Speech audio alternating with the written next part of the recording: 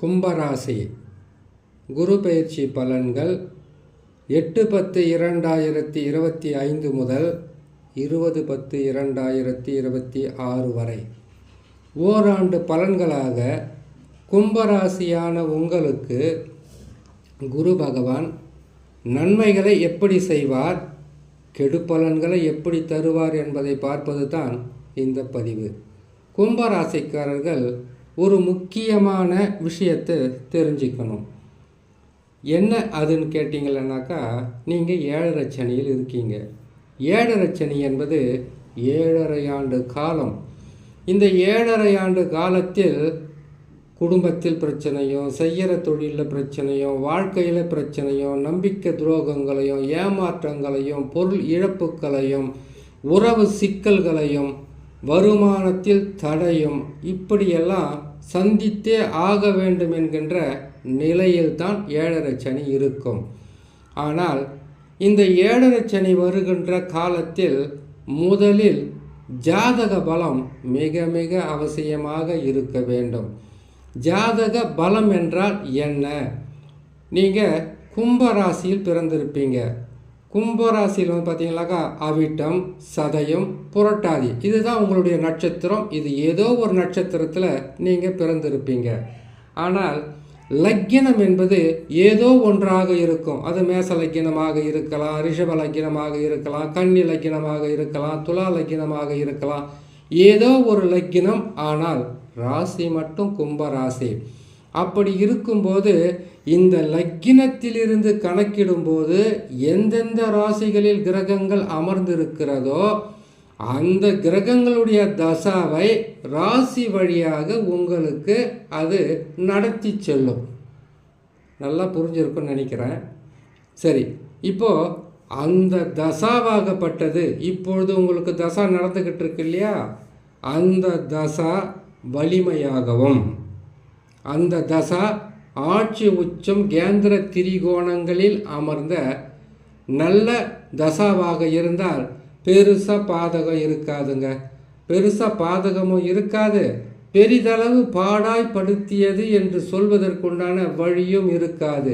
ஒருவேளை ஜாதகத்தில் தசா நல்ல நிலையில் இருந்தால் கூட உங்களுக்கு இந்த 7.5 சனி வரும்போது, ராகு கேதுக்கள் பாதகமாக வரும்போது, குரு பகவான் பாதகம் வரும்போது மிகவும் துன்பங்களுக்கு உள்ளாகக்கூடிய சூழ்நிலையாக இருக்கும். இதுவும் எதற்காகன்னு கேட்டிங்கன்னாக்கா, 7.5 சனி வருகின்ற காலத்தில் எதையெல்லாம் நீங்கள் நம்பக்கூடாதோ அதையெல்லாம் நம்பினது தவறு.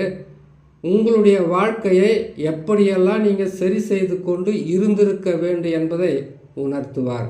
கஷ்டங்கள் கொடுப்பது என்பது இன்னொரு முறை அந்த கஷ்டங்கள் உங்களுக்கு வராமல் எதையெல்லாம் செய்து நீங்கள் உங்களை காப்பாற்றி கொள்ள வேண்டும் என்பதை உணர்த்துவார். இவ்வளவுதான்.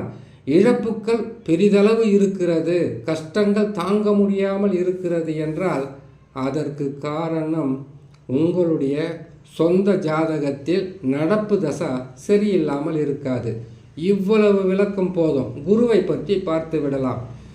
கும்பராசியான உங்களுக்கு குரு பகவானை பொறுத்தவரையில் ராசிக்கு 6ல் 6ஆம் இடம் என்பது நோய், கடன், பகை, எதிரிகளுடன் போராடி வெற்றி பெற வழிகளை கொடுக்கும். போராட்டம் என்பது இல்லாமல் போனால் வெற்றி என்பது அவ்வளவு நல்ல நிலையில் இருக்காது என்பது போல கடினமான உழைப்பு, உண்ண நேரம் இல்லை, உறங்க நேரம் இல்லை, இருக்கிற பிரச்சனை முடியறதுக்கு உண்டான வாய்ப்புகளும் இல்லை.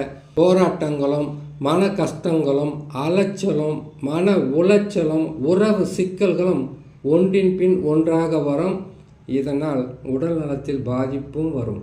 ஆகையால் குரு பகவான் 6ஆம் இடத்தில் இருக்கிறார்.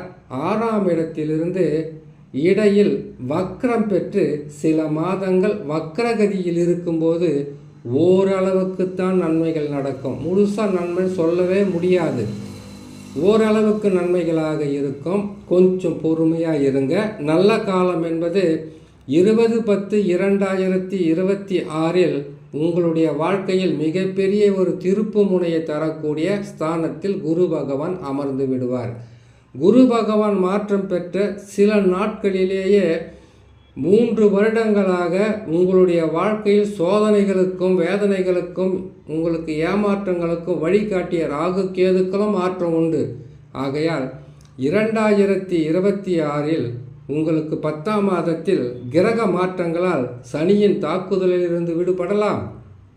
உங்கள் வாழ்க்கையில் முன்னேற்ற பாதைக்கு எதெல்லாம் கிடைக்காது, இதெல்லாம் நடக்காது, இது முடியாது என்ற வார்த்தை இல்லாமல் உங்களை காப்பாற்றி கொள்ளக்கூடிய மிகப்பெரிய ஒரு நல்ல நேரம் இதே 2026 10ஆம் மாதத்தில் கட்டாயமாக உங்களுடைய வாழ்க்கை பாதை முற்றிலும் மாறுபட்டு சந்தோஷமும் மன நிறைவும் நிம்மதியும் அடையக்கூடிய காலகட்டமாகவே இருக்கும் என்று சொல்லி இன்னொரு நல்ல பதிவில் உங்களை நான் சந்திக்கிறேன். நன்றி, வணக்கம்.